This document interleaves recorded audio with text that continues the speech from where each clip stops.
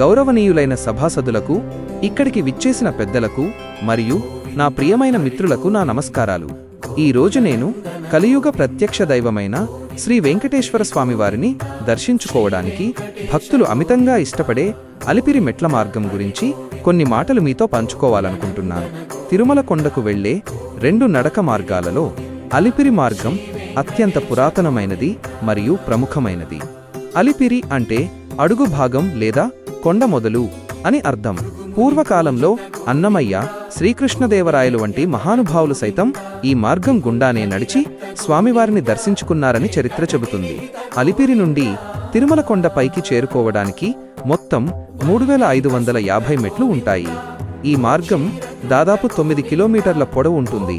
నడక ప్రారంభంలోనే ఉండే గాలిగోపురం ఈ మార్గంలో ఒక ప్రధాన ఆకర్షణ. అలాగే దారి పొడవునా కనిపించే ప్రకృతి అందాలు, పచ్చని చెట్లు, పక్షుల కిలకిలరావాలు భక్తుల అలసటను దూరం చేస్తాయి.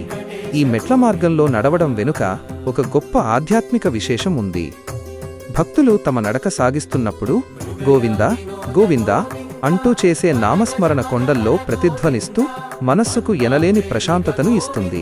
మెట్లు ఎక్కడం వల్ల శారీరక శ్రమ కలిగినా అది మనలోని అహాన్ని తొలగించి భగవంతుని పట్ల శరణాగతి భావాన్ని పెంచుతుందని భక్తుల నమ్మకం.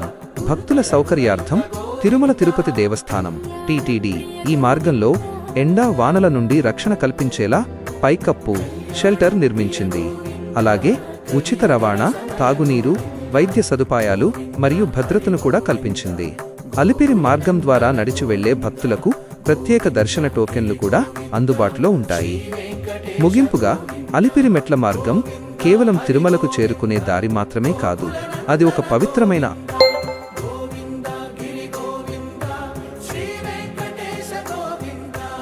ఆధ్యాత్మిక ప్రయాణం.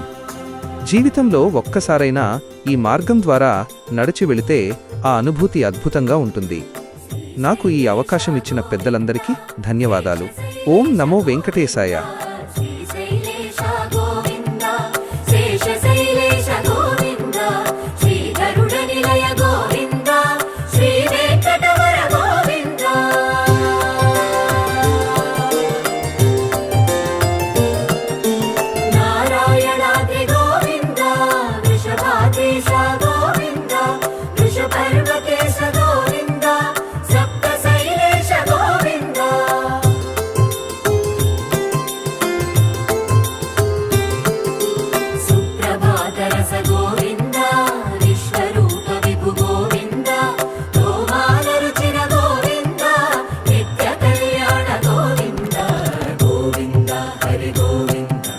గోకులనందన గోవింద గోవింద గిరి గోవింద శ్రీ వెంకటేశ గోవింద గోవింద హరి గోవింద గోకులనందన గోవింద గోవింద గిరి గోవింద శ్రీ వెంకటేశ గోవింద.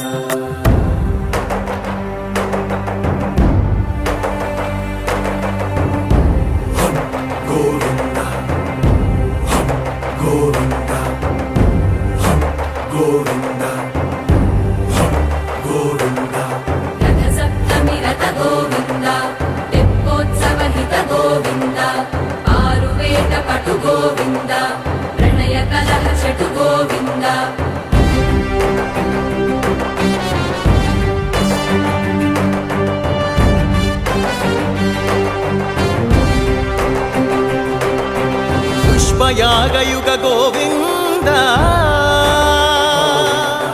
పుణ్యప్రపూర్ణ గోవింద